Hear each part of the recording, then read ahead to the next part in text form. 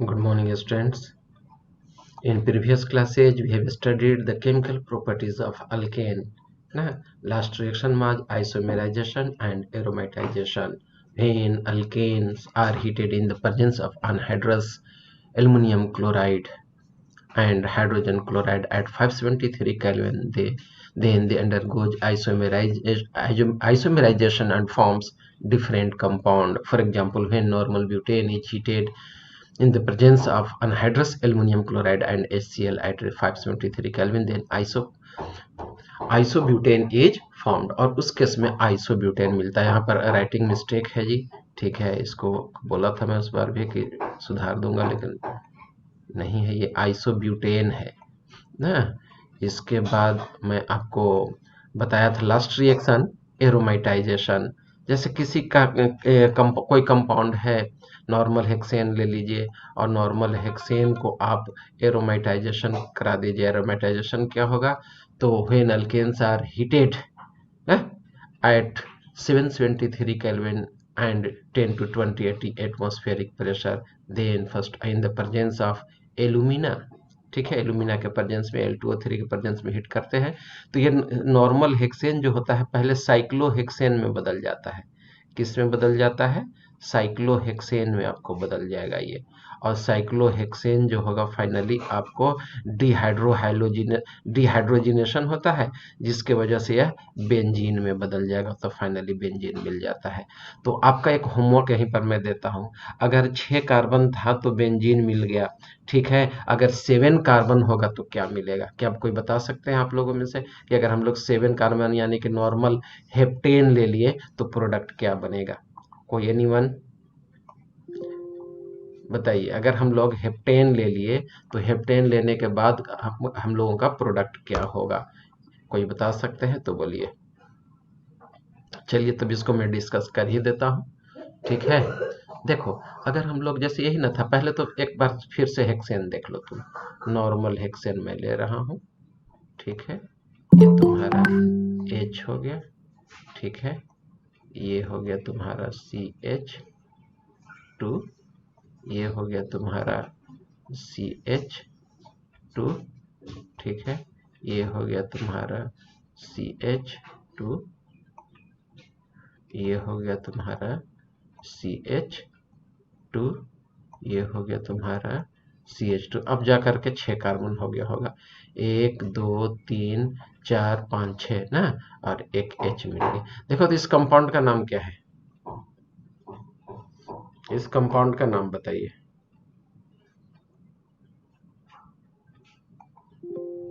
बोलिए, what is the name of this compound?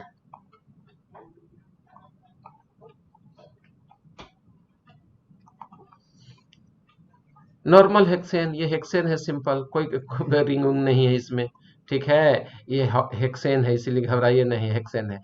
अब इसको हम लोग Al2O3 अनहाइड्रस Al2O3 के प्रेजेंस में या AlCl3 के प्रेजेंस में हिट कर दीजिए। चलिए Al2O3 ले लिया मैं ना, जिसको एलुमिना भी कहते हैं हम लोग, हिट कीजिएगा तो यहाँ से डिहाइड्रोजिनेशन होगा, ये दोनों हाइड्रोजन निकल जाएगा आपका, ठीक है। दोनों हाइड्रोजन निकलेगा तो पहले देखिए आपको क्या मिलेगा, ये मिल जाएगा आपका, यहाँ CH2 रह गया, ये आपका CH2 रह गया, ठीक है, यहाँ से फिर आपका CH2 मिल गया पहले ही से ही, ये तो ना, यहाँ से फिर आपका ये CH2, ठीक है, ये आपका CH2, फिर ये आपका CH2 और ये आपका बॉन्ड बना हुआ है ना, 1 2 3 4 5 6 कार्बन हो गया, तो साइक्लोहेक्सेन बन गया। साइक्लोहेक्सेन को फर्दर हम लोग एलुमिना के प्रेजेंस में हिट करेंगे तो देखो यहाँ से एक हाइड, जैसे ये CH2 है ना, तो एक H यहाँ कर दिया, एक H यहाँ हम कर दे रहे हैं, ये CH2 है, ठीक है, यहाँ से हटा करके एक H यहाँ हम कर दिए, ठीक है, ये 2 हटा करके यहाँ से हम H कर एक H इधर दिखा देते हैं, ये 2 हटा करके हम एक H इधर कर देते हैं ना, अपने सहूलत के लिए, हमको समझाने में आसानी होगा इसलिए, ठीक है, एक H यहाँ कर दिए। फिर हम लोग एलुमिना के प्रेजेंस में हिट किए तो देखो एक मोलिकुल हाइड्रोजन का यहाँ से निकल जाएगा, एक मोलिकुल हाइड्रोजन का यहाँ से निकल जाएगा, एक मोलिकुल हाइड्रोजन का तुम्हारा यहाँ से निकल जाएगा। तो देखो यहाँ CH और CH सिंगल बॉन्ड बन रहा है, तो यहाँ पर दे दो CH सिंगल बॉन्ड ना। ये देखो, ये हाइड्रोजन और ये हाइड्रोजन मिल करके एक बॉन्ड बना देगा, पहले से एक बॉन्ड था ही, तो यहाँ CH है ही, यहाँ पर तुम्हारा क्या बन गया, डबल बॉन्ड बन गया CH ना, ये CH हो गया। अब देखो यहाँ पर सिंगल बॉन्ड है, तो यहाँ पर मैं सिंगल बॉन्ड दे दिया हूँ, यहाँ पर मैं सिंगल बॉन्ड दे दिया, ठीक है। अब यहाँ पर देखो, ये एक बॉन्ड पहले से था, ये बॉन्ड और ये बॉन्ड मिलकर के एक डबल बॉन्ड बना दिया, ये दोनों मिलकर के एक डबल बॉन्ड बना दिया, यहाँ तुम्हारा CH रह गया। अब देखो, ये CH और ये CH मिलकर के पहले से एक डबल एक बॉन्ड था, एक और बॉन्ड बना दिया, ठीक है। 1 2 3 4 5, और ये हो गया आपका छठा कार्बन ना, और इन दोनों के बीच में कैसा बन गया, डबल बॉन्ड बन गया ना। तो देखो यही ना बेंजीन बन गया, इस तरह से बेंजीन बन जाता है, ठीक है। अब है कि अगर हम लोग हेप्टेन ले लिए, ठीक है, हेप्टेन लिए तो क्या प्रोडक्ट बनेगा वो देख लेते हैं। कोई बच्चा तो नहीं ज्वाइन करना चाह रहा, मुझे लगा कि कोई ज्वाइन करना चाह रहा है, ठीक है, कोई बात नहीं है। अगर कोई ज्वाइन करना चाहेगा तो आप बोल देंगे, हम लोग को दिखाई नहीं देता है। अगर हम लोग नॉर्मल हेप्टेन ले लें, सपोज कि यहाँ पर एक H रहता है ऐसे ना, यही ना आपका नॉर्मल हेप्टेन हो गया, ठीक है। तो नॉर्मल हेप्टेन ले लीजिएगा, तो यहाँ पर आपका क्या रहता है, CH3 रहता है, ठीक है। यहाँ पर क्या आपका रहता है, CH3 रहता है ना। क्या बन जाता है आपका, टॉल्यूइन बन जाता है। कौन सा कंपाउंड बन जाता है, टॉल्यूइन। तो एनसीईआरटी में ये है, आपका लैंग्वेज में लिख के निकल गया है कि what will happen when the normal heptane is heated in the presence of Al2O3। तो आंसर हो जाएगा क्या, टॉल्यूइन इज फॉर्म्ड। कैसे बनता हूं मैं बता दिया, ठीक है। चलिए नेक्स्ट रिएक्शन हम लोग देखने जा रहे हैं, reaction with steam. On passing a mixture of steam and methane over heated nickel supported over alumina catalyst at 1273 Kelvin, methane is oxidized to carbon monoxide and hydrogen gas। अगर methane को steam के साथ mix करके, ठीक है, इसको पास कर दीजिए रेड हॉट निकेल पर, which was supported on alumina, तो कार्बन मोनोऑक्साइड में बदल जाता है। किस चीज में, कार्बन मोनोऑक्साइड और हाइड्रोजन, ठीक है। और इसी गैस को हम लोग क्या कहे थे, याद कीजिए, सिंथेटिक गैस बोले थे उधर, हाइड्रोजन वाले चैप्टर में इसको हम लोग पढ़ चुके हैं। आइए, when higher alkane are heated to high temperature in the presence of alumina or silica catalyst, alkane break down to lower alkane and alkene ना। पायरोलिसिस ये दो वर्ड से मिलकर बना हुआ है। पायरस, पायरो वर्ड आया है पायरस, और पायरस का मतलब होता है हीट। किस वर्ड से मिलकर बना है, पायरस से मिलकर बना है। इस वर्ड से मिलकर बना है ये पायरस, और पायरस का मतलब होता है हीट ना। पायरस का मतलब क्या होता है, हीट होता है, ठीक है। पायरोलिसिस, पायरस मतलब हीट और लिसिस मतलब होता है ब्रेक। अगर हीट के प्रेजेंस में when any compound is heated ना, then it will be broken into two और more smaller parts, then this process is known as pyrolysis. This process is also known as cracking, इसी को हम लोग cracking भी कहते हैं, ठीक है। थर्मल डिकम्पोजिशन भी इसी को कहते हैं, ठीक है। जैसे देख लो, प्रोपेन हम लोग ले लिए, प्रोपेन को एल्यूमिना के प्रेजेंस में हीट कर दिए, तो इथीन दे दिया और मीथेन दे दिया, दो प्रोडक्ट मिल गया, 3 कार्बन बैलेंस हो गया। या हम लोग को सिर्फ प्रोपीन में वह बदल गया, वो हाइड्रोजन गैस निकाल दिया, ये भी हो सकता है। तो दोनों प्रोसेस पायरोलिसिस कहलाता है। Pyrolysis is also known as cracking और थर्मल डिकम्पोजिशन और फ्रेगमेंटेशन ना। तो याद रहे कि पायरोलिसिस को ही हम लोग फ्रेगमेंटेशन या क्रैकिंग या पायरोलिसिस कहते हैं या थर्मल डिकम्पोजिशन कहते हैं, ठीक है। When normal butane is heated at 973 kelvin, ठीक है। कैटलिस्ट आप जान रहे हैं, पहले मैं बता चुका हूं। तो यह आपका इथेन और इथीन में टूटेगा ना, मीथेन और प्रोपीन में टूट सकता है, ब्यूटीन और हाइड्रोजन गैस निकल सकता है। Similarly hexane on heating eight 723 kelvin it will give propene, ethene and methane. Similarly, it can give butene and ethane, ठीक है। उसी तरह से यह हेक्सीन और हाइड्रोजन गैस भी दे सकता है। उसी तरह से अगर हम लोग ऑक्टेन ले लें और क्रैकिंग करा दें, यानी थर्मल डिकम्पोजिशन करा दें, यानी पैरोलिसिस करा दें, ठीक है, फ्रेगमेंटेशन करा दें, मतलब कि हीट कर दें, तो आपका नॉर्मल हेक्सेन और इथीन में टूटेगा, ब्यूटीन, इथीन और मीथेन प्लस कार्बन में टूट सकता है। मतलब प्रोबेबिलिटी है, ये आपको इतना दिया हुआ, इतना में यह आपको फ्रेगमेंट हो सकता है, क्रैक करके डिकम्पोज करके प्रोडक्ट देता है। तो याद रखना बहुत आसान होता है। अगर आप सिर्फ अल्केन बनाते हैं तो देखिए, अल्केन बनाने में नंबर ऑफ कार्बन एटम जैसे यहाँ पर 6 ठो था, ठीक है, तो 6 ठो में क्या हो गया, 3 कार्बन का प्रोपीन बन गया, ठीक है, इसके बाद फिर 2 कार्बन का इथीन बन गया, एक सैचुरेटेड बन गया, मतलब मिक्सचर ऑफ हाइड्रोकार्बन बन गया। इस केस में है देखो, ब्यूटीन बन गया और इथेन बन गया, ये भी प्रोबेबिलिटी है बनने का। यहाँ सिर्फ हेक्सीन बन गया, हाइड्रोजन गैस निकल गया, तो ये मिक्सचर मिलता है इस तरह से क्रैकिंग में, ठीक है। Let us start alkene. It contains at least carbon one double bond.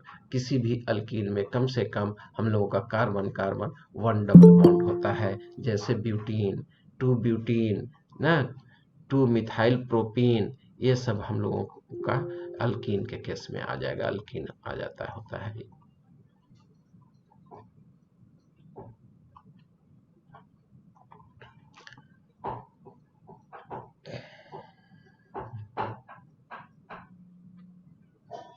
तो देखो ये इथीन हो गया, प्रोपीन हो गया, ब्यूटीन, 4 कार्बन के लिए ब्यूट आ गया, सिंगल बॉन्ड फर्स्ट कार्बन पर आ गया, इसलिए 1 ब्यूटीन हो गया, या ब्यूट 1 इन लिख दिए। यहाँ 2 कार्बन पर है तो 4 कार्बन के लिए ब्यूट, डबल बॉन्ड बीच में है, सेकंड कार्बन पर है, इसलिए 2 लग गया, डबल बॉन्ड के लिए इन लगा दिया, ब्यूट 2 इन हो गया, 1 ब्यूटीन हो गया, ये हो गया आपका 2 मिथाइल प्रोपीन हो गया ना। तो ये सभी के सभी अल्काइन है, अल्कीन्स है, सॉरी। अल्कीन्स का क्या खासियत है कि कम से कम उस पर कार्बन वन डबल बॉन्ड जरूर होगा। और आप पढ़ चुके हैं कि अल्कीन्स आर हाईली ये alkenes are unsaturated hydrocarbon containing carbon double bond in their molecules. कम से कम एक होना जरूरी है। They have general formula CnH2n।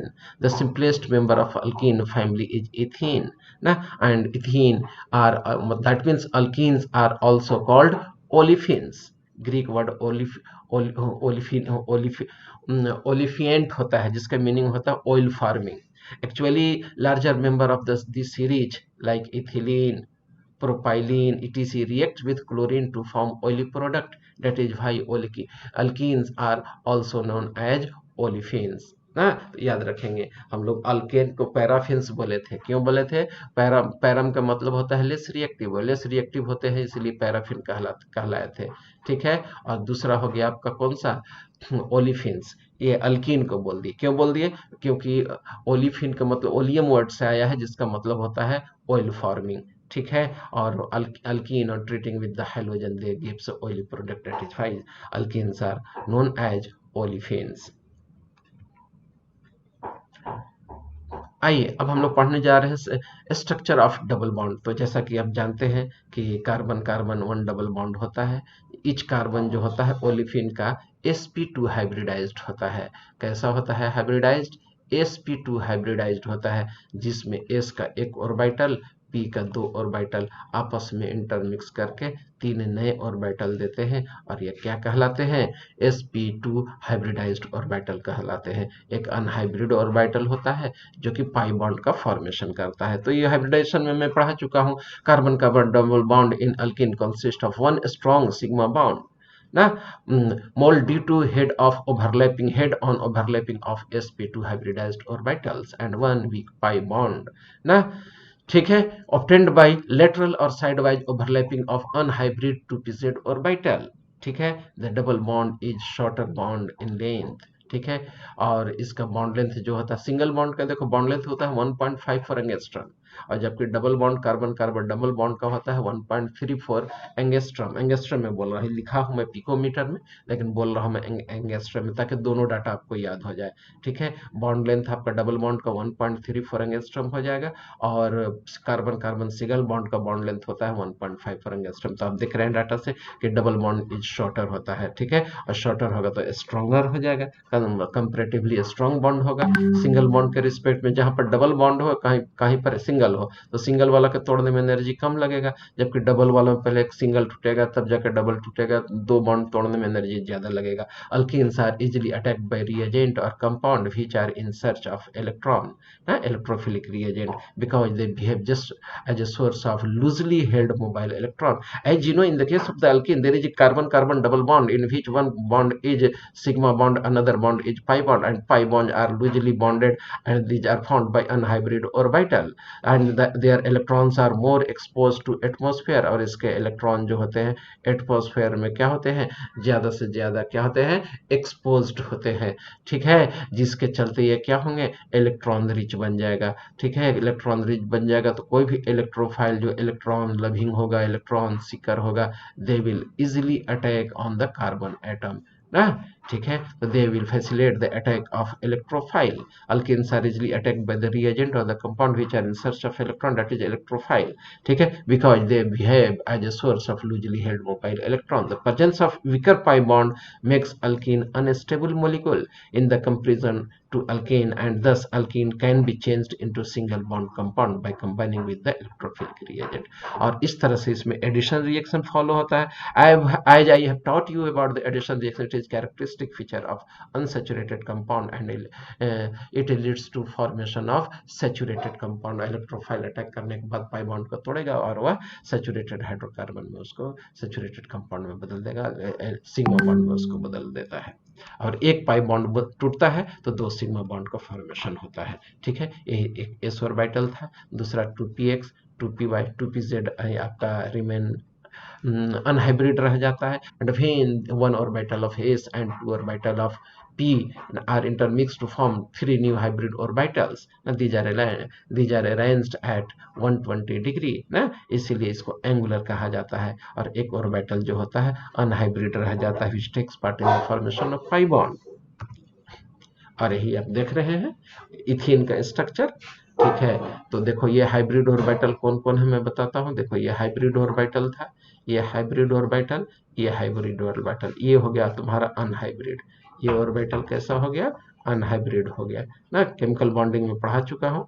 ये हो गया आपका अनहाइब्रिड, और अनहाइब्रिड साइड बाय ओवरलैपिंग हो रहा है तो दोनों मिला करके एक पाई बॉन्ड का फॉर्मेशन कर लिया ना। और ये लीनियर कॉम्बिनेशन हो रहा है। वैसे भी हाइब्रिड ऑर्बिटल क्या बनाते हैं, सिग्मा बॉन्ड का फॉर्मेशन करता है। यहाँ हाइड्रोजन के साथ बॉन्ड बना दिया, यहाँ सिग्मा बॉन्ड, यहाँ सिग्मा बॉन्ड, यहाँ सिग्मा बॉन्ड, इस तरह का स्ट्रक्चर हो जाता है। ये दोनों मिलाकर ये और ये मिला करके एक पाई बॉन्ड बन जाता है, ये सिग्मा बॉन्ड हो गया ना। ये molecular orbital structure of ethylene था। ठीक है,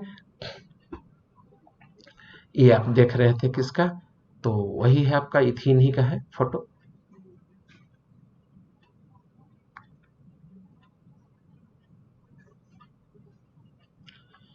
Let us study about the preparation of alkene. Alkene can be prepared by the action of alkyne by hydrogenation from alkyl halide. When alkyl halides are reduced in the presence of suitable reducing agent, they will eliminate hydrogen halogen, which is said to be dehydrohalogenation, which gives alkene। और यह alkyne देगा ना, spelling mistake है यहाँ जी, alkane लिखा गया है, alkyne होगा।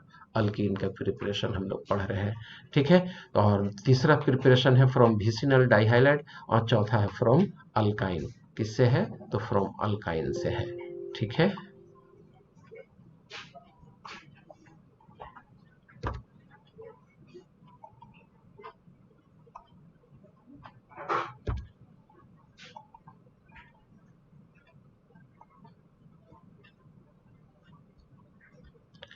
तो आप देख रहे थे प्रिपरेशन ऑफ अल्कीन।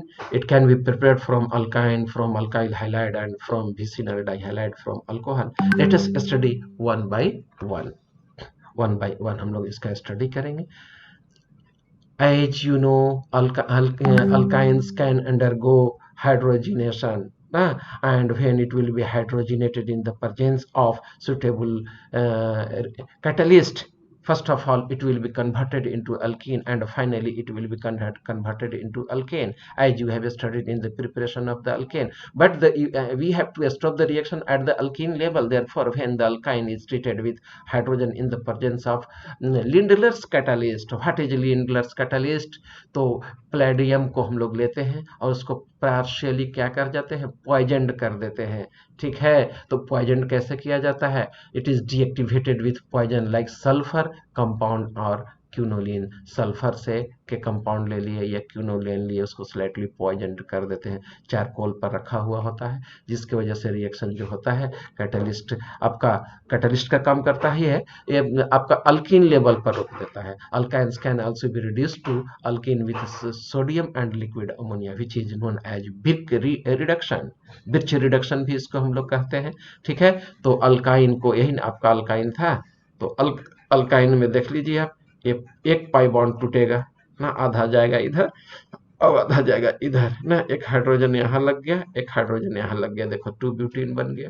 उसी तरह से अगर हम लोग प्रोपाइन ले लें तो एक पाई बॉन्ड को तोड़ेंगे, एक हाइड्रोजन यहाँ लगा दिए, एक हाइड्रोजन यहाँ लगा दिए, लेकिन इट शुड टेक ना Lindlar's catalyst palladium and charcoal, which is slightly poisoned with the sulfur compound or the quinoline, then the reaction will be stopped at the propene. Otherwise, whenever the nickel or the hydrogen or platinum or palladium will be directly treated with hydrogen at higher temperature like 200 to 300 degrees Celsius temperature, then it will be converted into propene, and finally propene will be converted into propane. But we have to stop the reaction at alkene level, propene level, then we should take Lindlar's catalyst or Birk reduction process, in which sodium or liquid ammonia are taken. Sodium is taken in liquid ammonia. Similarly, ethane on hydrogenation in the presence of Lindlar's catalyst or Birk reduction process, it will give ethene. Now, today I will stop the classes at preparation from alkene, now from alkyne only, because I have to proceed to Sasaram for some official work.